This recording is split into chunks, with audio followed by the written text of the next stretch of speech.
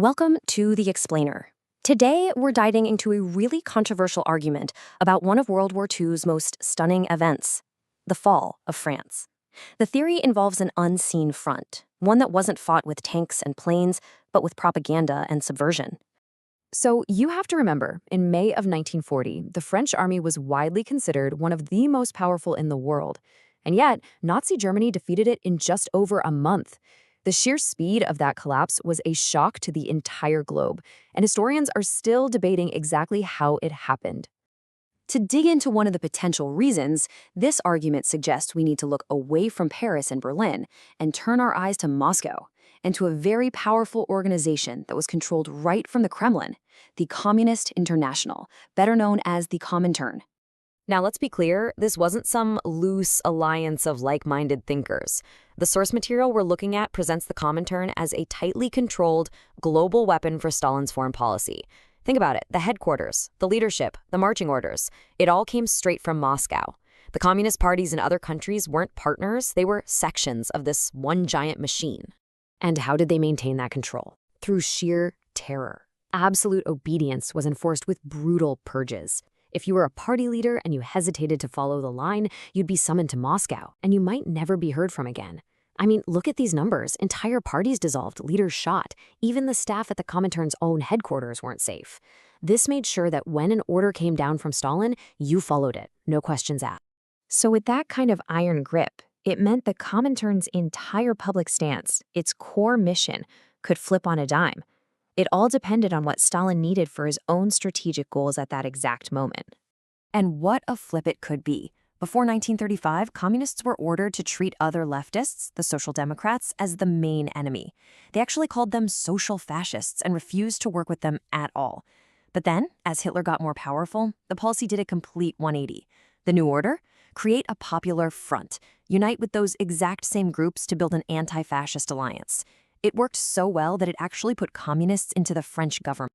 For years, this anti-fascist unity was the party line. Communists were the most passionate, most vocal opponents of Hitler. But then, just days after World War II broke out, a secret meeting happened in the Kremlin that changed absolutely everything.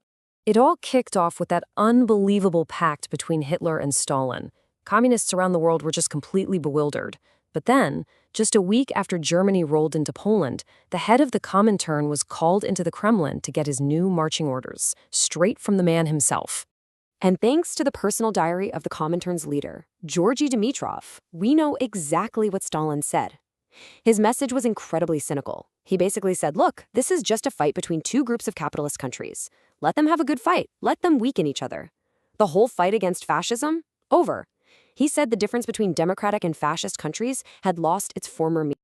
So that was the new directive sent out to all the communist parties. If you were a communist in France or Britain, your new job was to oppose your own government and campaign against the imperialist war with Nazi Germany.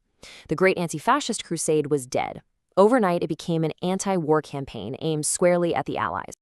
Now, on paper, this policy might sound kind of neutral, oppose the war. But think about where you could actually do that. You couldn't do it in Nazi Germany. The communists there had already been crushed. The only place this policy could really be put into action was in the democracies, which made France, with its huge and powerful Communist Party, the #1 target.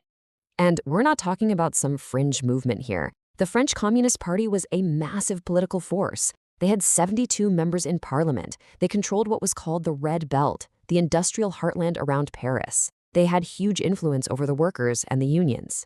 You can see this policy whiplash play out perfectly in France. When the war first started, the party was patriotic.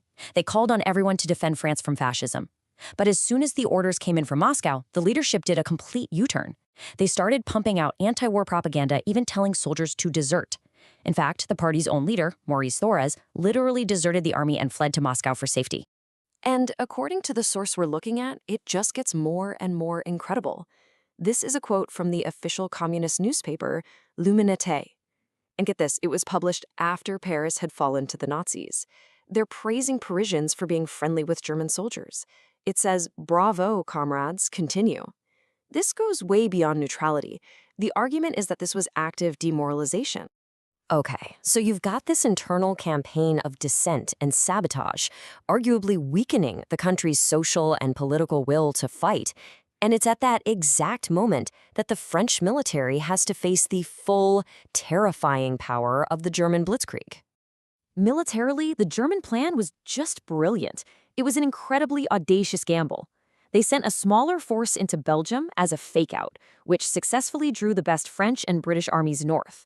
Meanwhile, the main German armored force punched right through the Ardennes forest, a place the French command thought was impossible for tanks to cross.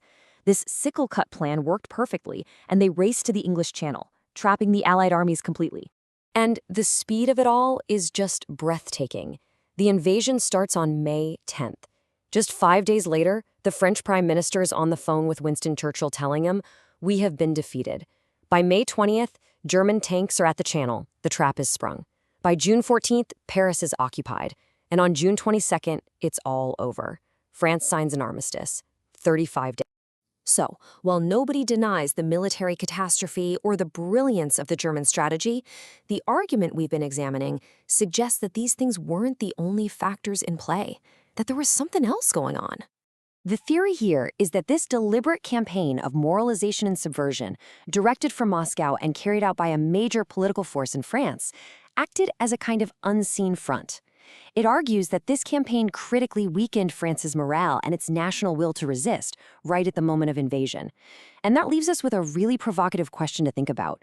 Was the fall of France purely a military defeat on the battlefield, or was it the final collapse of a nation that was already being broken from within?